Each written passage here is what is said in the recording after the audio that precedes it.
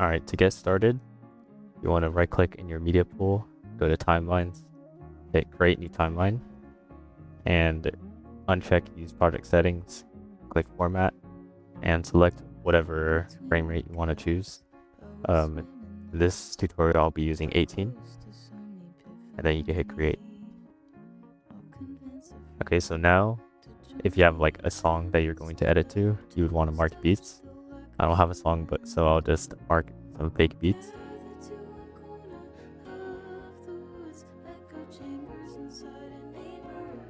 At this point, you already want to be thinking in your head how you want to pace your edit, basically where you want to place your animations and your kills, and also when you're going to switch clips and all that. Once you have your beats done, then you want to drag down a fusion composition. I'll start it right here, and then you want to make it 1 frame longer than your beat, like this. If you don't know how to do that, you can go forward and backwards 1 frame at a time with your arrow keys. And then you want to right click on your fusion comp and hit open in fusion page. And once you're there, your fusion page may look a lot different than mine, but all you need to have open right now is just your media pool and your node tree. Everything over here doesn't really matter right now, and I like to keep my clips sorted in a bin, so just drag out your clip like this. Then once you have your clip out like that, you can connect it to your media out. Personally, I like to set up my node tree vertically, but you can also set it up horizontally like this. Once you have your clip connected to your media out, you can hit Control Space and type in TST. This will bring up a time stretcher and hit enter. And then now to actually apply this node, you want to hold it and hold shift at the same time, and then drag it over this line and then let go, and it should connect it to your node tree. And then now you want to make sure you have your inspector open. It's this icon over here, and you want to drag your source time left and right until you get to the first animation or kill that you want to show. So what I'm planning on doing is, for my first beat, I'll do a sheriff pullout, and then for my second beat, I'll do the sheriff click down, and then for my third, I'll do the kill. Once you found the place you want to start, go ahead and set your interpolation mode to blend for now, and then find like the first frame where your animation starts. So for sheriff pullout, it's going to start somewhere like this, where you can just barely see the gun, and I'm going to click the diamond to set a keyframe at the first frame, and then I'm going to go to the end of my fusion comp, and usually I like to go 3 frames back with my arrow keys, so I hit my left arrow key 3 times. And then I'll go back to my source time here and drag it forward until I get to like the peak of the animation, so something like this. And then once you've done that, if you don't already have this spline tab open, you can go to the top here and click this symbol, and it should open the spline editor, and you can click this like full screen icon to zoom to fit. And once you've done that, your graph will probably look like this, where it's just a straight line. So to smooth this graph out, you want to hit Control A to select both the keyframes and hit S. And this will make a smooth graph like this. And now what we want to do is we want to hold Control while selecting this handle, and you want to drag it across like this. And with your bottom handle, you want to hold Control as well and bring it up kind of like this. And now you can go to your playback here and just view how it looks. Now I noticed that my time remap is a little bit stiff, so what I'm going to do is I'm going to make this graph a little bit more loose. So I'll drag down this and maybe drag this one back. You just want the line to look a little bit more linear in order to make more motion show. Once you made a graph that you like, you can go to the end of your fusion comp, and then you drag your first time forward until you get to the start of your next animation. So my next clip, I want to show the sheriff click down. So I'll go to like the start of that animation. So right when Reina's thumb is starting to click on, right around here. And once you've done that, you want to highlight second and third keyframe, and you can hit S. Make sure you don't hit Control A, otherwise it will smooth out all of your points like this. And you can also use your middle mouse button to move around in the spline editor, and you can zoom in and out by holding Control and scrolling in and out. Then you can hit Control A. Then you want to make a graph similar to mine. You want to hold Control while moving this handle, drag it across like that.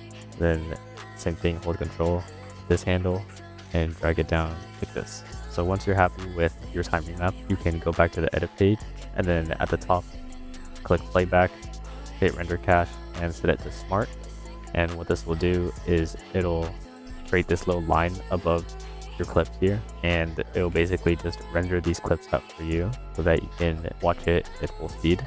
Once you're done with your first clip here, you can drag the fusion comp until it's 1 frame longer than your next beat, and then you can cut the fusion comp on the beat here, and then open your second clip in fusion page, and then you can delete these 2 points over here because they're already saved in the other fusion comp we made earlier. Okay, so we're going to repeat basically the same steps. We're going to go to the end of the fusion comp, and we're going to go back 3 frames, and I'm going to drag this source time forward until the animation completes.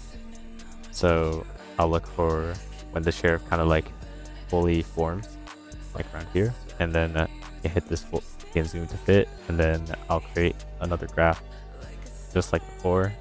Again, you want to hold control while adjusting these handles. Again, I see that my time remap is a little bit too stiff, so I'll go ahead and drag these handles so that it's more of a linear line.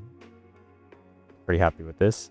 So I'll go to the end of my fusion comp again, and then I'll drag it forward until I get to the next animation or kill I want to show. Okay, so this is a bit of an exception where right now I have the sheriff click down, and then on this beat I want to have the kill, but the problem is that it's just way too far apart. Like if I'll just have to like drag this source time, and it just keeps going, and the kill I want is all the way over here, and you can see that it's really far apart. So what I'll do to make it easier to adjust the curves is I'll just shorten this fusion comp till it's on the beat. Then I'll go to the end of my fusion comp, and I'll go just a little bit forward, like around here maybe. And then I'll create the same curve like before, like this.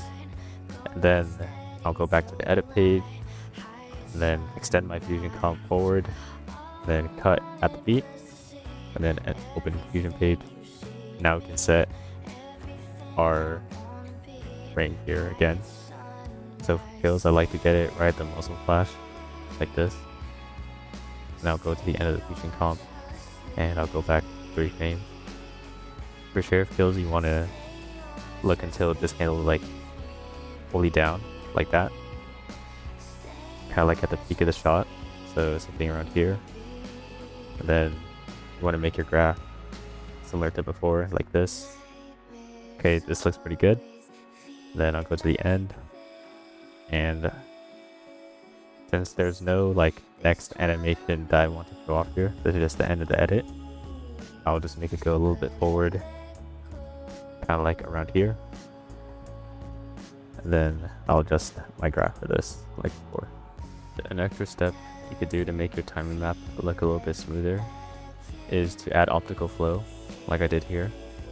To do this, you'll just type in control space, type in OF, hit enter, and apply this into your node tree. And make sure that your time stretcher is set to flow, and all these settings are checked here. And you want to repeat this for each of your fusion comps here. And you also want to do this step last because optical flow can make your playback a lot more laggy. So you should set your time stretcher to blend until you have finished your time remap, and then you could put the optical flow. Another tip is for when you're working with these higher FPS clips. So here I'm using my own. This clip was originally 120 FPS, but I used flow frames to increase it to 600.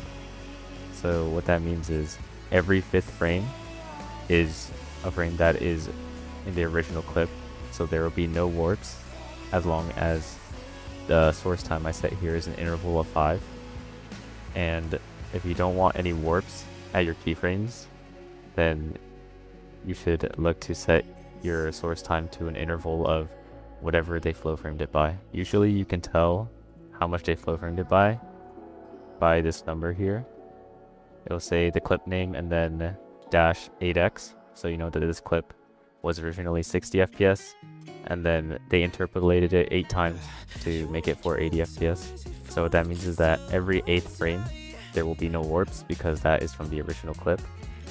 So if I were editing that clip, I would be setting my source time all to an interval of 8. Another thing to mention is that time remapping is all dependent on your style. Some people like to have a sharper remap, and some people prefer a more loose remap. It just depends on other factors like the song choice. But in general, you should just keep attempting and trial and error until you find something that looks good. That's about it for time remapping. If you have any questions, feel free to DM me or leave a comment. But yeah, that's about it.